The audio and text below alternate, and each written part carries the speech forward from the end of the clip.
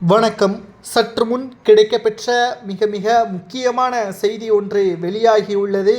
அண்ணா பல்கலைக்கழக மாணவி விவகாரத்தில் மிக முக்கியமான குற்றவாளி ஞானசேகரன் என்பது தற்பொழுது காவல்துறையினர் வழக்கு பதிவு செய்திருந்தாலும் அவன் கூலிப்படைதான்.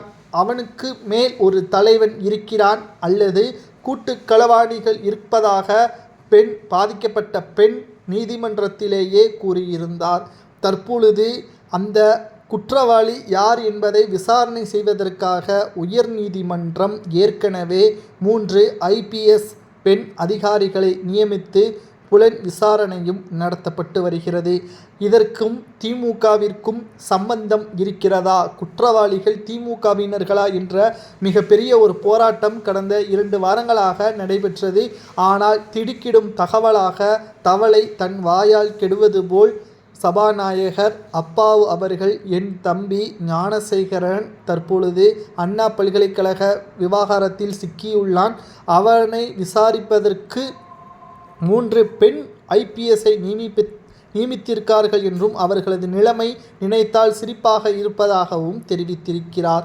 அந்த வீடியோ தான் சமூக வலைதளங்களில் வைரலாக பரவி வருகிறது. ஒரு குற்றவாளியாக இருக்கக்கூடியவனை விசாரணை செய்வதற்கு பெண் அதிகாரிகளை உயர்நீதிமன்றம் நிரூபித்திருக்கிறது.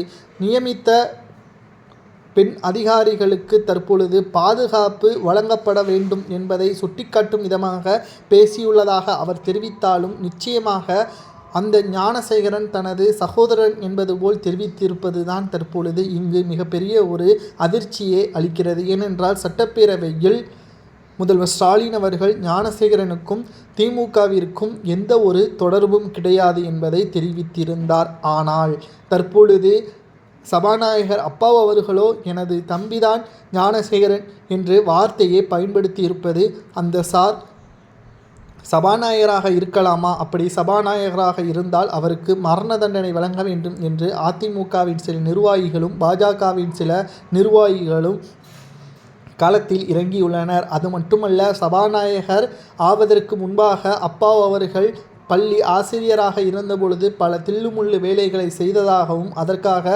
ஆசிரியர் வேலையிலிருந்து அவரை நீக்கியதாகவும் தகவல்களும் தற்பொழுது வெளியாகியுள்ளது. மிக முக்கியமாக மாஞ்சோலை தொடர் மரணங்களுக்கு அப்பாவு அவர்கள்தான் காரணம் என்ற திடுக்கிடும் பல தகவல்களும் கிடைக்கப்பெற்றுள்ளது. அண்ணா பல்கலைக்கழக விவகாரத்தில் ஒருவேளை சபாநாயகர் அப்பாவு அவர்கள் இருந்தால் அவருக்கு என்ன தண்டனை வழங்கலாம் என்பதை நேயர்களாகிய நீங்களே உங்களது கருத்துக்களை கமெண்ட் வாயிலாக கூறுங்கள். நன்றி, வணக்கம்.